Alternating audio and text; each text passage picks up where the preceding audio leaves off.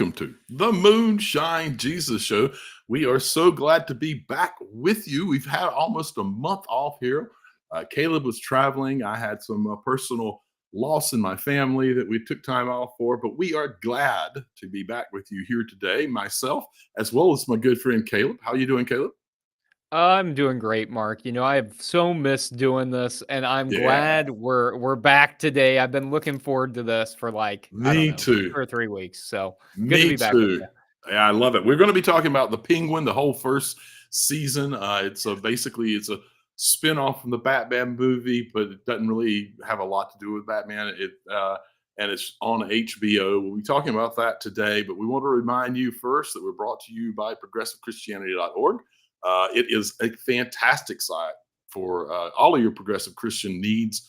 Hopefully, we can get you to go over there and check that out. And as well as make sure that you're following us. Follow us on Facebook, The Moonshine Jesus Show, or anywhere that you download your podcast. Be sure that you've clicked on us so you're getting those updates. Now, Caleb, before we leap into any of this, we do need to let people know, and it's pretty important on the Penguin here, that there's going to be spoilers. And wow, there's plenty to spoil.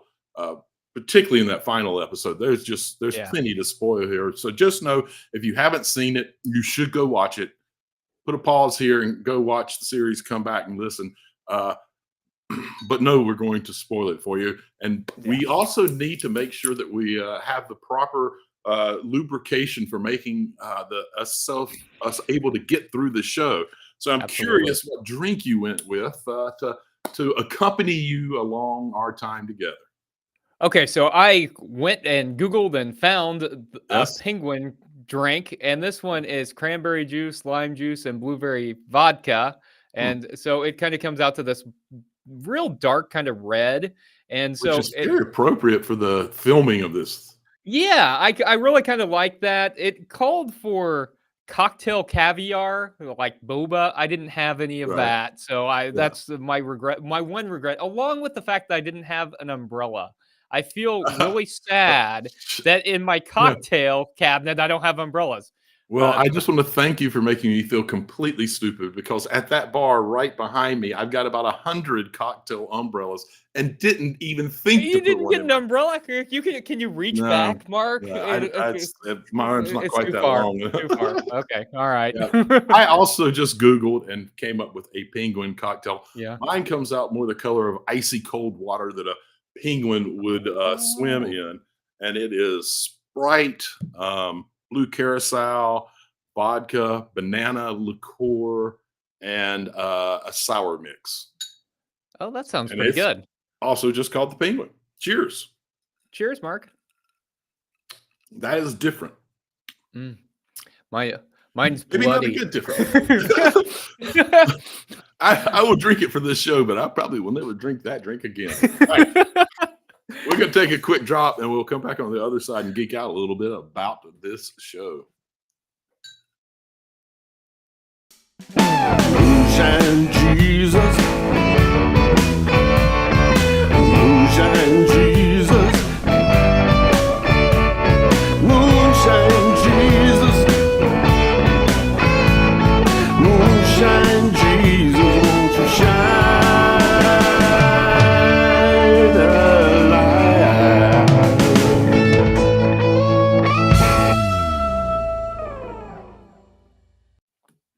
Hello and welcome back to the Moonshine Jesus Show, where today we're talking about the Penguin and we're in our Geek Out section. And so we will geek out about this a little bit, but don't worry, we'll get to theology and politics pretty soon.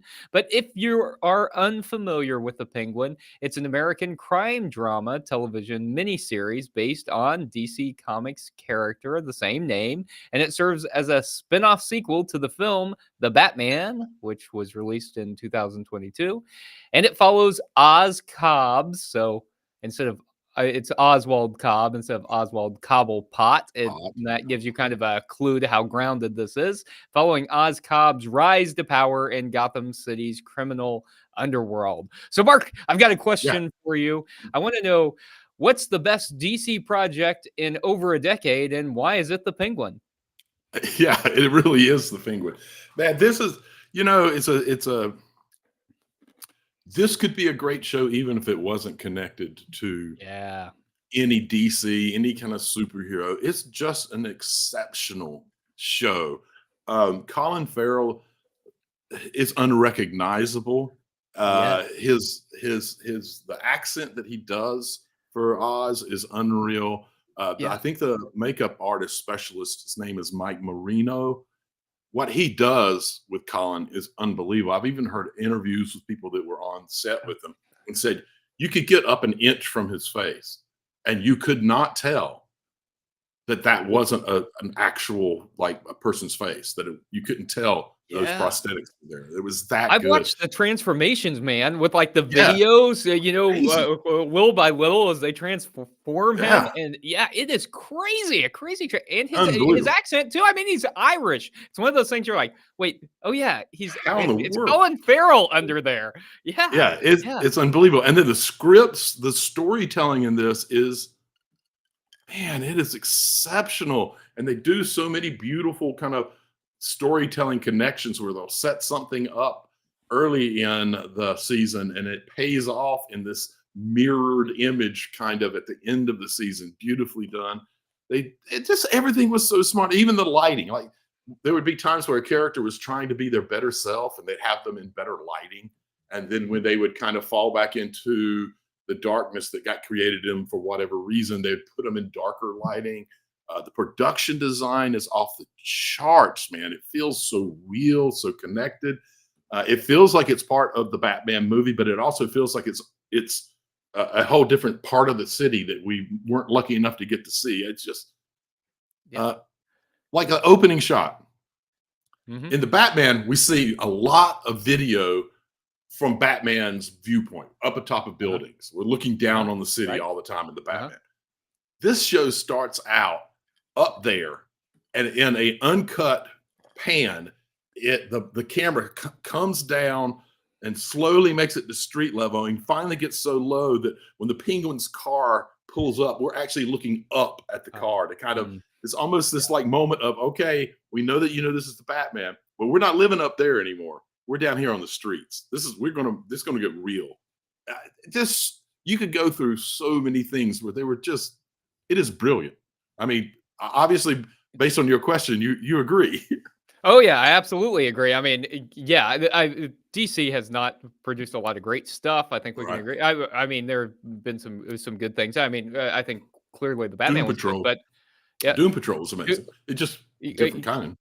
right, yeah, and I mean, there have been some movies There've been along a the way few. that Yeah. have been okay, Yeah. but this has been great, and I think the grounded reality of this, I think getting to explore this character in a different way, Yeah. in a way that's really more authentic to the comic books, a Mhm. gangster who is Yeah. kind of in organized crime and is a tough guy who wants something better. I think that was really fun to explore, and getting to see this as a crime drama was great as well. And as you mentioned, Colin Farrell's performance, incredible, but it wasn't just his performance. What did you think about the supporting cast in this movie? Oh, and I mean, there's a several that you can't really call supporting cast. Sophia Falcone, played by Kristen Milioti, brilliant. I mean, Yeah. every time that she was on the screen with Colin, and we just talked about how unbelievable Colin was and how just he deserves an Oscar or an Emmy or a whatever. Uh, She would steal the scene from him. yes. So Yes. if anyone's going to say he deserves an award for this, you got to mention her in the same breath, because how you pull that off. I mean, he had the help of costuming and a vocal coach and all of this stuff. Wow, you couldn't help but pay attention to her, right? No, yeah, she was scene stealing, and I realized about halfway through, I'm like, oh, that's the mom from How I Met Your Mother. Right. That shows you just how great she is as an actress, because Yeah. man, she pulled you in. And I don't know if you had a favorite episode, but my favorite episode was the episode that was all about her, that was Yeah, her it was story, great. that took you through like what her family had done to her and how Mhm. she kind of wanted to live a little bit better of a life, but she was ultimately still loyal to her family, and her family just screwed her over anyway, and what Mhm. that did to her, and her just watching an episode of The Penguin that he wasn't really even in, that the Yeah. Penguin wasn't in, and it was about her, and I was drawn all into that. And man, I could watch a series that was just about Sophia Just about Falcone. I agree. I agree. Just amazing. Victor was Vic. He's just what a great. I don't know who that actor Yeah. is. It's my first experience that I can Hmm. remember of him. He was, an orphan kid with a something that was limiting him, or that people Hmm. would pick on him Hmm. about, much like Oswald, and the way that he slowly started Yeah. mirroring Oz, and the way that he Yeah. held himself and did things. And Hmm. by the end of it, he was trying to give speeches like him, but he was just another actor that I just thought did an exceptional job. And it really got me to buy into the authenticity of the character that he was portraying. Yes, and while we're talking about Vic, let's talk about Vic, okay? Yeah. And his arc. And so I'm just again a spoiler alert Yeah. here because I don't think we can talk about the series without talking Uh-uh. about this. So we see Oz, adopt him. We see him, while initially reluctant, choose Oz over and over again and get deeper and deeper. And at the end, we hear him say that Oz is his family, and he's there taking care of Oz's mom. He's there whenever Oz's mom is in the Mhm. hospital, and he sees Oz vulnerable. And then Oz even tells him, "You're the only person I got left I can trust now." the only person I got left, and then Oz just freaking goes and betrays him. Uh, what did you think about that scene, Mark? And what did that I say about Oz's Yeah, characterization here? it caught me by surprise, Yeah. and the way it was so closely matched up to him not killing Sophia, Hmm. like to put them Yeah. right there together. So his enemy, Yeah. he decides death is too good for them, or that Hmm. I have other plans. I'm just going to make sure they get arrested and kind of take out Yeah. the leader of the mob that way. But then this person was so close to him, he decides that they used his mom against him, Hmm. and he's not going to let anyone else be used against him. Yeah. Um, I did, they did a great job of making you Yeah. sympathetic to a small degree to Oz. Uh-huh. You kind of like, you wanted him not to be the bad guy. You always knew he was, but Yeah. you wanted him to have these little cracks where he wasn't really bad. And Yeah. I thought that was going to be the case, and Yeah. I just sat there kind of without words, exactly for the reason I'm talking about. Is he just let Sophia go, Yeah. who just Yeah. basically used his mom against him, and Yeah. chopped off her finger, and it's just Yeah. like, I don't know, man. I I see that they had to do that for Yeah. his character. Yeah. I did not like it at all. Yeah. In part Yeah. because if we get a season 2, I'm gonna miss Vic. What did Yeah. you Yeah. think He was great. He about was that good. He was scene and what great. happened? Yes. Well, I think that I mean I think the reason he let Sophia live is because ultimately that served him best for her to take the Sure. blame and to go there. And so I think the motivation was the same in both of these cases. That one of the things we learn is that Oz really only cares about Oz. He And is the even in his consummate interactions, narcissist. yes, he is. And even in his interactions with his mom, he really only cares about Yeah, Oz. And right. I mean, certainly the scenes where we see him kill his brothers, or at least not take any active measures to save them because of his own actions. Right. I mean, drives home that point that Oz only cares about Oz. For Absolutely. me, seeing Vic die, I wasn't totally surprised by it, but just because we had seen him do this a few times, I was obviously it was heart wrenching to see him Oh, kill yeah. Vic.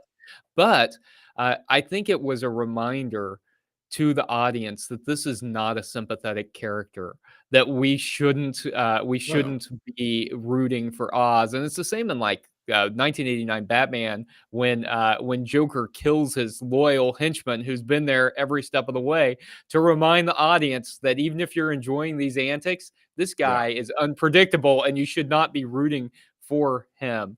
So, do you think there's any chance, Mark? You mentioned the second season. You think there's any chance we're going to get a second season of this, or you think it's going to be a limited series? I think we're going to get a second season. Hmm. I think that they wanted to build and I think the second season will probably come at the heels of Batman 2. Mhm. I think they wanted to build Oz up so he could be the kind of crime lord that caused him to have to spar off with Batman. Um, Hmm.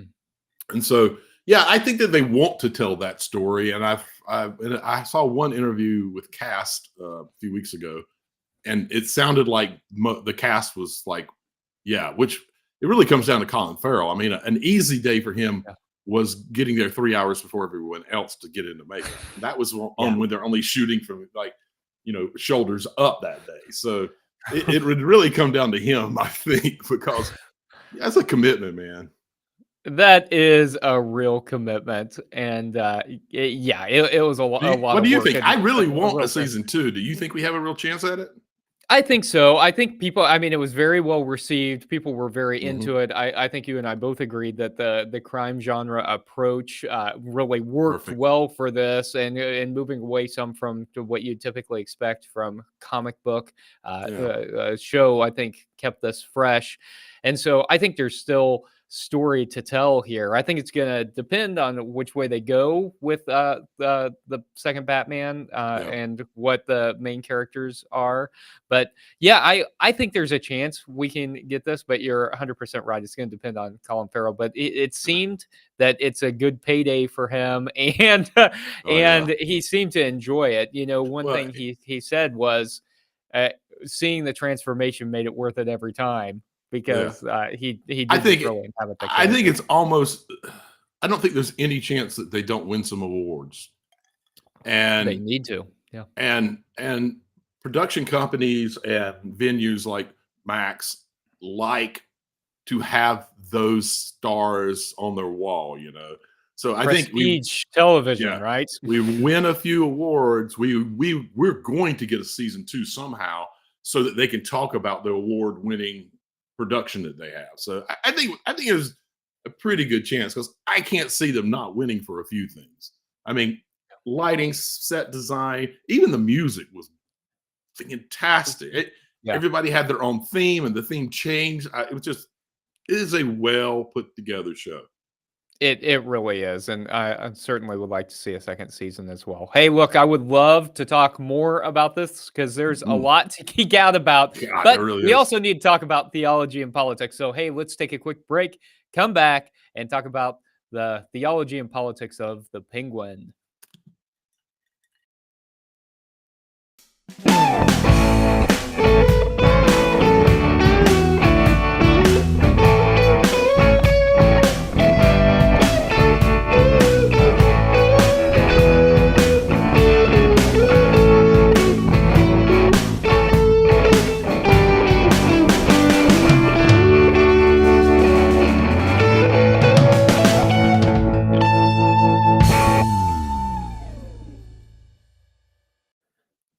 Welcome to our Theo Politico segment.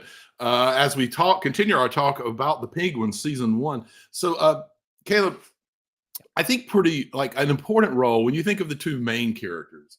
An important theme in the Penguin is that of how the Penguin and Sophia Falcone are shaped from an early age by their environments and the cycles of trauma that they experience. Mhm. Is that a realistic picture? And if it is, I suspect that you'll probably say it is. If it is, what do we make of the folks who thrive and don't repeat the trauma that they've experienced? And then take it a step further, what's the church's role in helping folks find that space. Yeah, so I mean, a lot of people experience trauma in their lives, and a lot of people experience childhood trauma. So I think I think yes, that it's true that trauma often leads to more trauma, and that violence often leads to more violence, and people who experience a hurt and pain in childhood can sometimes cause that later. But it's also true that like a lot of people experience that and don't become hardened criminals here either. So I do think that that's maybe a caution here is that like we shouldn't I think peg people just because of their experiences or their childhood Yeah. experiences, which as we've talked about before in this particular franchise is the mental health concerns I think is something that this particular Always franchise front and deals present. with really poorly. Yeah, Yeah. so I think we should just note that No, that's that all. mental health maybe Every isn't the e- Batman e- strong suit. yeah, every bad person, every criminal, every bad Yeah. person has some kind of a mental issue, and they don't really have much time in. We don't see criminals in jail. We see criminals in a psych ward, and so yeah, Yes. like you said, they don't handle it particularly well. No, they don't. But no, it's not always true that like if if because of what you've experienced in your life, you go on to do some kind of criminal act, that it's not true that you're beyond redemption from that criminal act, right? And I think Right. I mentioned not too long ago that there's a musical theater program they instituted at Sing Sing, and they saw that like 97% of people did not go back to jail if they had gone through that program, and they Mhm. they saw that they were valued as human beings. And so I think that there are ways for us in our criminal justice system to focus on restorative justice instead of retributive justice, and I think we're Yeah. just wrong-headed about that as a society. So so that's one piece. But in terms of the church, I think the church always needs to be one thinking about mental health in a more helpful way, because we certainly need to get rid of the whole hey, if something's going wrong in your mental health it's because you've sinned or done something wrong, which I would love to think we were past, but we're just not. Yeah, Like even people in like mainline churches or churches that are more progressive, I still hear this thing like, mhm. oh well, I must not have done something right, I'm really struggling right now. Like, no, that's not your fault. That's not the way God works. That's not the way mental health Right. works, folks. So I think churches need to be actively talking about a good theology of mental health, that's something we should be talking about on a regular basis. Uh, Mhm. and I think that churches ought to be advocating for restorative justice, and I think that churches ought to be doing a better job of meeting people where they are. Yeah. So that's kind of just a ton of answers at that question that I'm throwing. What do you think, Mark? No, What do I you think agree. about that? I think those are all good answers. There's that meme that goes around, and I don't remember the exact wording, but it basically says if you treat other people poorly because you think that you were treated poorly and came out all right, you indeed did not come out all right. Um, Yeah, and it's a little bit of an aggressive way of stating that, but yeah, it is kind of, I think, where we have to start to say, that trauma can be cyclical, and that we have to learn. We need to do a better job, and the church is included in it, in teaching people about how to break those patterns and the importance of breaking those patterns. And for the church in particular to teach about how that comes out of a place of real love and care and wanting better for folks. But I think the restorative justice is the key. Period. You're right. That is where we have traditionally in the church used the biblical text to kind of almost like give, like, hell is a fine example of something we use, that there are certain punishments that you should get no matter what, and that's not going to make anybody better.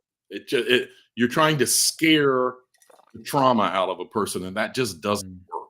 You got to figure out how to help them heal from the trauma, and we've all got to do a better job of that. And I think you and I both could probably be pretty passionate about the spaces where we're screwing this up, and we need to get better because we're messing up a lot of people in the world, and we're messing up society as a result of it. But I also have 3 more questions that I want to get to.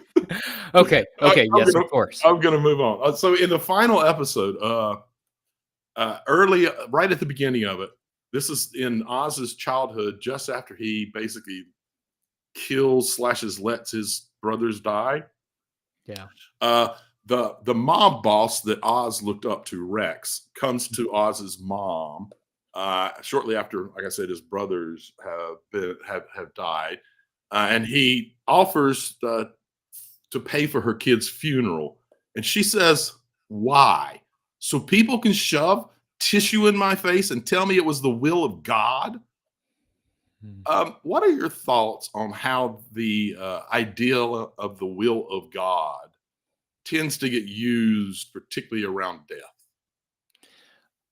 I think it's horrible theology generally, and I think it's specifically horrible whenever you're talking about a tragic death or death in Right. general. And so I think that there's a lot of problems with thinking that things are the will of God. And I hear that a lot in ministry. It just Even from like folks that's who identify as progressive, they yes. may not say those exact words, but they'll say something that's implied in it. Oh yeah, like this is I know it's a part of God's plan or Right. things like that. And it's really problematic theology because like for instance saying, well, Trump's election is all a part of God's plan like I don't think I want to go there. I'm not sure I Just want to worship that God who's going to we ensure that Trump's elected. we And we, we d- we've been doing this show far too long together. That was my follow-up question. Let's my follow-up question. Of My course. follow-up question was, let's talk specifically about the recent U.S. political election and how impacts it. I know, man. Same wavelength, right? I love it. But I'm saying this because like I've heard Yeah. people say this to me recently, I've and I'm heard like, it a lot. no, it's not a part of God's plan. First of all, I don't think that's the way God works. I don't think that's the way free Yeah. will works. I think we have made we've made these decisions, and we live with consequences, good or ill. And I think in U.S. political, it's going to be real ill. But Yeah. it's not a part of God's plan.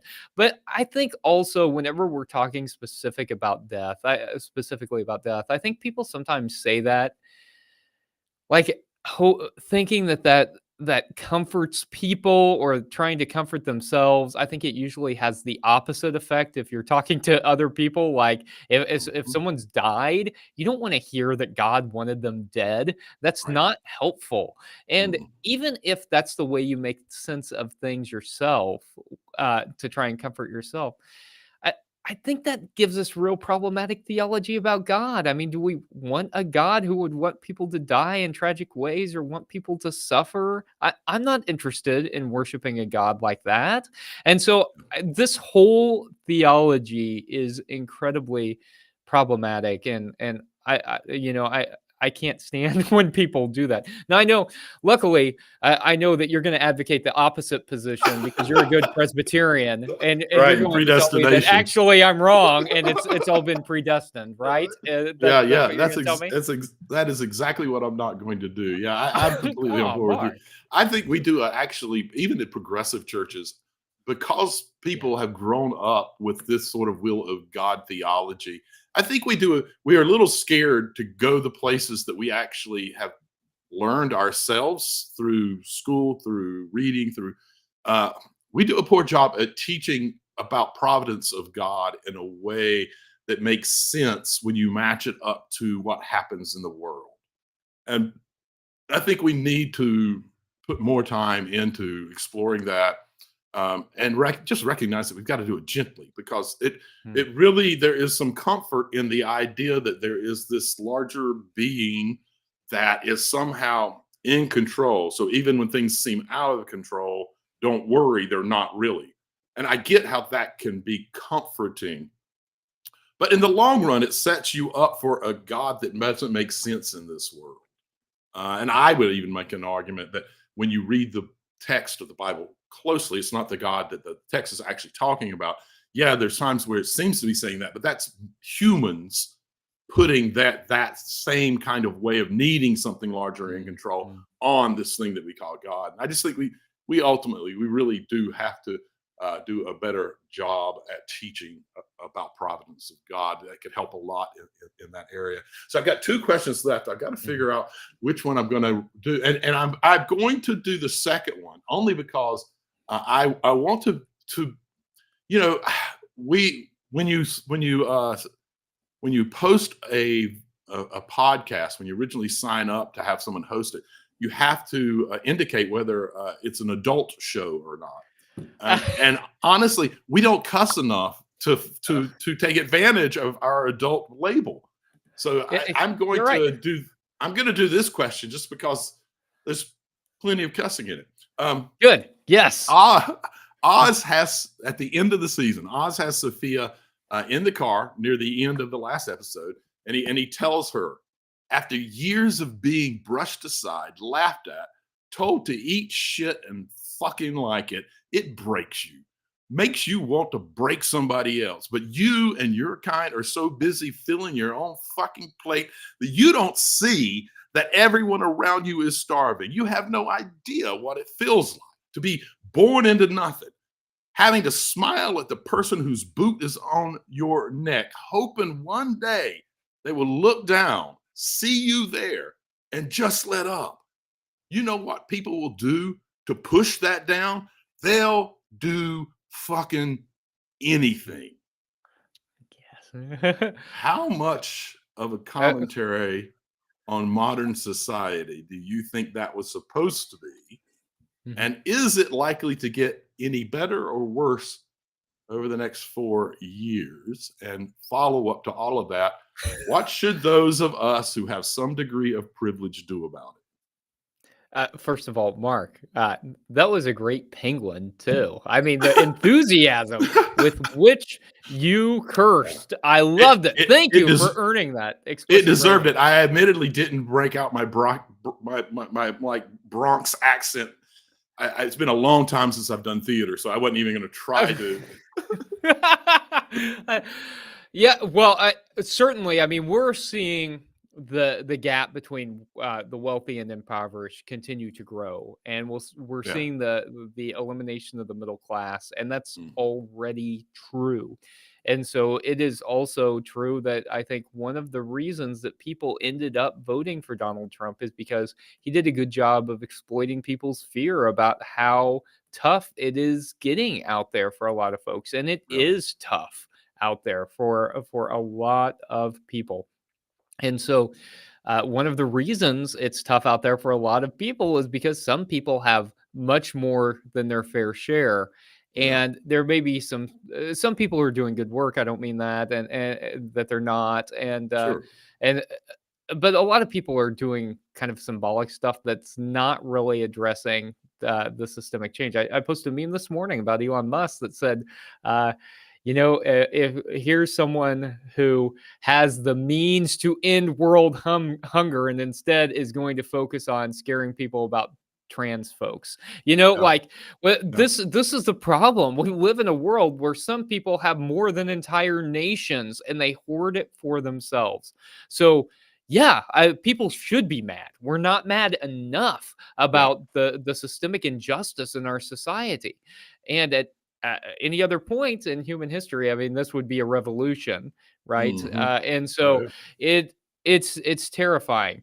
As far as how things are going to get in the next 4 years, things are going to get worse because even though Trump has spoken well to folks who are worried, he's not going to help those folks. He is going to cut taxes for corporations, yes, and he is going to the policies have been proven policies that further the gap between wealthy and poor.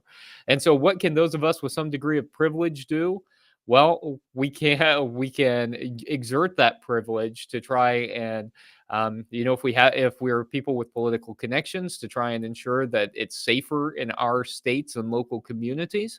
We can in our religious communities try to ensure that there are support systems. We can continue to advocate for for change systemically as well, recognizing that even if our advocacy efforts don't yield much fruit over the next couple of years, when we've got Republican control of both houses of Congress, super majority on the Supreme Court, and a Republican in the White House, that even so, we continue to build progress. So that's my thoughts on it. Mark, what do you think? Yeah. No, I completely agree with you. Churches do a pretty good job at charity. We're going to have a lot more need for charity in the next 4 years as we see a further shrinking of the middle class, and goods in at least economically in scarcer availability just because of the prices of them. But churches need to make that shift where you're doing just as much justice work as you were talking about systemic change. Churches need to do more in teaching why that is actually at the core of what Jesus did. Was he tried to point out the problems where the system wasn't working and demand justice. We've got to do a better job of that. I'm going to just leave it right there because I think your answer was very, very good. And we're running a little bit out of time, and I don't want to miss our final segment, which we both love so much, the Make Me Look Stupid segment. So we'll have one more drop, and we'll catch you on the other side.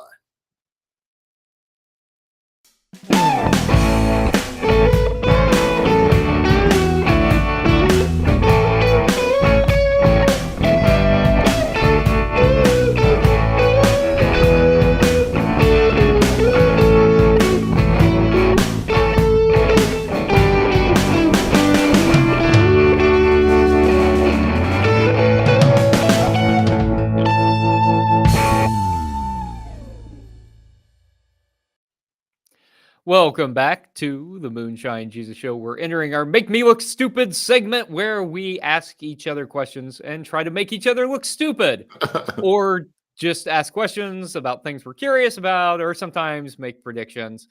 And so I think I'm going to go with something I'm curious about your perspective on this week, Mark. Okay. And I'd said earlier that I would love to see a show even with Sophia Falcone. I would watch that. I'm curious, Mark, other than Sophia Falcone, if you could see a limited series about another character, a character from the Penguin or a character from Matt Reeves' version of the Batman, right? Who else would you like to see a limited series on? So someone we've already been introduced to, either in the Batman or the Penguin series, or even if it's someone we haven't been introduced to. Then I have an answer Then I do have an answer. Partly because of the discussion you and I've already had about how bad DC, particularly Batman, tends to be about issues of mental health. I would love a Scarecrow miniseries where we delve more into why they handle things the way they handle it, and maybe they'd have a chance for redemption in that. So I'm going to go Scarecrow, I think. Also, just a fascinating character in the way that he goes about doing what he does and why he does it. So Scarecrow. How about you?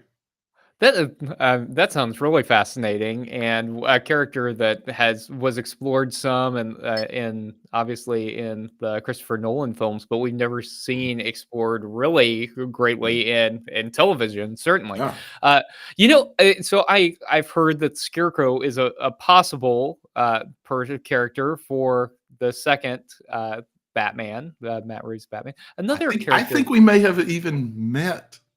You think we've met Scarecrow. I think we met him in Penguin. Jonathan Crane? Yeah. Do you think we met him at... I think it's Julian Rush. Dr. Julian Rush. Okay. Her doc, who was putting putting mom deep into this wakeful dream state where she was remembering the past, but also seeing him and Sophia. I think it could be him. Okay. That's cool. I want to see. Okay, so you made a prediction, Mark. All right, we'll see. I'm going to hold you to it. Let's see if it comes to fruition or not. Another possible antagonist I've heard about is Clayface in. They've already cast the voice. And so I would like to see a limited series on Clayface. I think I'm really That interesting would to be see fun. how this grounded version of this Batman Of the universe world. deals with a character that is not a real grounded in reality. Right. So, Except he is grounded, pun intended. badoonch. Yeah, Uh, part of the clay. Okay. Okay, cool. Thank you, Mark. Appreciate that. You got a question for me? I do. Mine is two words. One's a contraction, but I'm still going to call it two words. Where's Batman? Uh, he's out of it, and I think that's fine, man. I really so one question that that I had asked over the summer, I think, as we were talking about something, is like, do we really need all this Batman adjacent stuff? I mean, like, is it really helpful? I mean, if I'm watching Batman stuff, I want to see Batman, but that's not how I felt about this. Like, I didn't really even want him to show up necessarily, and and maybe it's because it was such a grounded crime drama that I wanted Mhm. to see it stand on its own 2 feet, and maybe in some ways having Batman there would have taken it out of being such a grounded crime drama. I don't know, but Yeah. I thought they paid an appropriate homage to Batman. I mean, clearly they're making reference to stuff that's happened in the film. We see the bat Right. signal at the end, and for me, I didn't necessarily care that he wasn't there. How about you, Mark? How Well, did you feel? so I don't think he was necessary for this story. Yeah, And but within the world that they're telling the story from, yeah, I was struggling with why we weren't seeing something out of Batman. yeah. There's still, but I've gotten past that. I actually believe one, Batman's only been Batman for about 2 years at this point, and still trying to Mhm. figure out how to Batman. Just Yeah, that's the thing. And also saying that in the movie he says something about him being part of the shadows or being a shadow is sometimes yeah, effective than actually showing up. yeah, Also, I think he was aware of what was going on, but the crime families were taking care of it, taking each other out. So I think part of it was probably Batman early on going, they're doing my job for me. This is great. You know, what I mm, don't, and I still haven't been able to justify in my head is when Sophia blows up that part of the city, which would have been the mhm. people that Batman most cares about, the ones that Yeah, are already being abused and marginalized. I'm surprised that we didn't have at least some mention of Batman or that the word yeah. was Batman XYZ, whatever. That did surprise me, and it's the only shortfall of this show at all that I have. It's just that in some blows up part of Gotham, Batman usually shows up. But, the difference is, Mark, that Batman, is wealthy and does stuff for free. Robert Pattinson is wealthy and does not It do does stuff not. for free. But that's what I'm saying. He doesn't show up for free. You didn't even have to have him be there. Like it could be Yeah.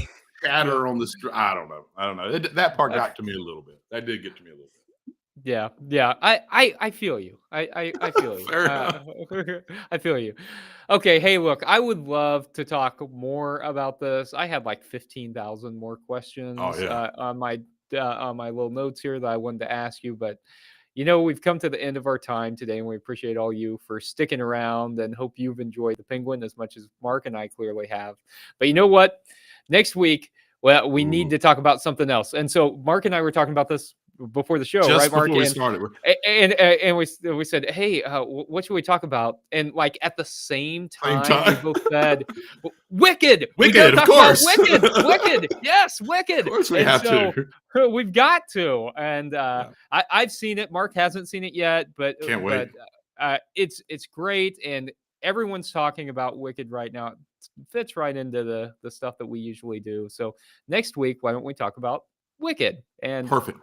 I may even go see it again, Mark. I don't know if I can find No, 3 knowing hours. me, if it's as good as you seem to indicate, I'll probably squeeze in two before we record again. That sounds good. Just make sure you have 6 hours of time to go see it twice. So, Yeah. Well, yeah, it's the holiday week, so that's right. That's a right. little extra time. Okay.